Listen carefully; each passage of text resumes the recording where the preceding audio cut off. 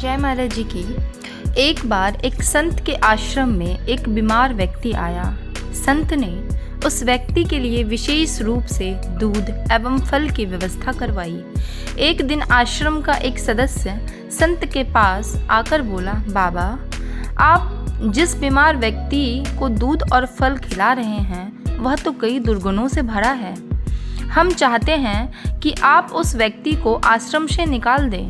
संत ने आश्रम के उस सदस्य की ओर गौर से देखा और मुस्कुरा कर बोले, जब सृष्टि के मालिक भगवान ने दुर्गुण से भरे उस व्यक्ति को संसार से नहीं निकाला तो हम उसे इस छोटे से आश्रम से निकालने वाले कौन होते हैं? संसार में ऐसा कौन सा प्राणी है जिसमें दुर्गुण ना हो? क्या तुम यह समझते हो कि तुम में और मुझ में कोई दुर्गुण नहीं है? हमें सत्संग से दुर्गुण कम करने का प्रयास करना चाहिए, न कि तिरस्कार करके किसी को दुख पहुंचाना चाहिए। आज का विशेष अनुभव है मेरी डिवाइन जर्नी। यह सीन दृश्य मुझे तब नज़र आया जब मैं बहुत छोटा था। वैसे मैं अब भी केवल 11 साल का ही हूँ, पर उस समय तक मुझे ज्ञान नहीं मिला था। फिर भी मेरे आशू बाबा मेरे पास आए और मुझे अपने साथ घुमाने के लिए ले गए। जब महाराज जी समाधि में गए तब हमारे घर पर सभी खूब साधना कर रहे थे। रात में भी उनके साथ आंखें बंद कर भगवान जी से प्रार्थना कर रहा था कि मेरे आशू बाबा को जल्दी से वापस भेज दो। थोड़ी ही देर में मैं प्रार्थना करते करते लुढ़क गया, यानी सो गया। अब मुझे एक डिवाइन ड्रीम, दिव्य स्वप्न आया जिसमें आशू बाबा मेरे पास आए। आशू बाबा ने आकर मुझे उठाया और फिर मुझे अपने साथ घुमाने के लिए हमारी धरती से बाहर ले गए।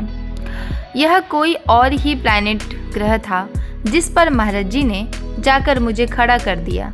आपको पता है, वहाँ पर बहुत सारे भगवान जी थे, जैसे भगवान विष्णु, भोले बाबा और भी बहुत सारे भगवान जी वहाँ बैठे हुए थे। वे सभी वहाँ रंगों से होली खेल रहे थे। होली खेलने के बाद आशू बाबा ने एक बहुत बड़ा केक हम सबको खाने को दिया। सच्ची मुझे तो अपने डिवाइन दिव्य आशू बाबा के साथ इस डिवाइन ड्रीम में, इस डिवाइन जर्नी, दिव्य यात्रा को करते हुए बहुत मज़ा आ रहा था। इसके बाद महाराज जी मुझे चांद पर घुमाने ले गए।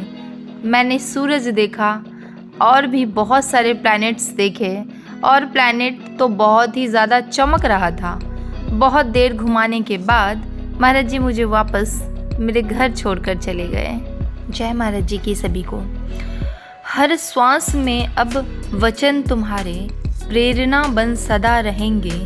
जीवन हमारे न तुच्छ स्वार्थों के दायरे में उलझे रहेंगे। विनाश में हाथ जो लगे थे वो रचना नवयुग की कर रहे हैं। हे दाता, तुमसे स्नेह पाकर हर घर में दीपक जल रहे हैं। गुरुदेव से निश्चल प्रेम को पा हर शिष्य के हृदय में सुनहरे भविष्य के संकल्प की कोपलें अब चटकने लगी है।